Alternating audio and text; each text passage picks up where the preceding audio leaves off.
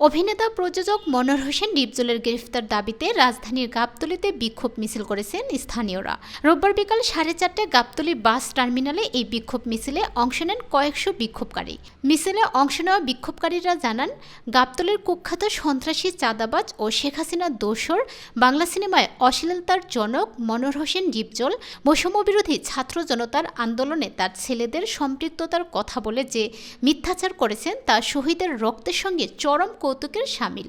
সে আওয়ামী লীগের সুবিধাভোগী এবং এই কোটা বিরোধী আন্দোলনে ছাত্র জনতা হত্যার অর্থ ও অস্ত্রের যোগানদাতা। তার এই মিথ্যা বক্তব্যের কারণে আজ গাবতলী ও এর আশেপাশের এলাকায় ছাত্র জনতা ক্ষোভে ফুঁসে উঠেছেন। ডিপজলকে অবিলম্বে গ্রেফতার ও বাংলা চলচ্চিত্রকে অশ্লীলতা মুক্ত করতে চলচ্চিত্র শিল্পী সমিতির সাধারণ সম্পাদকের পদ থেকে বহিষ্কারের দাবি জানান বিক্ষোভকারীরা।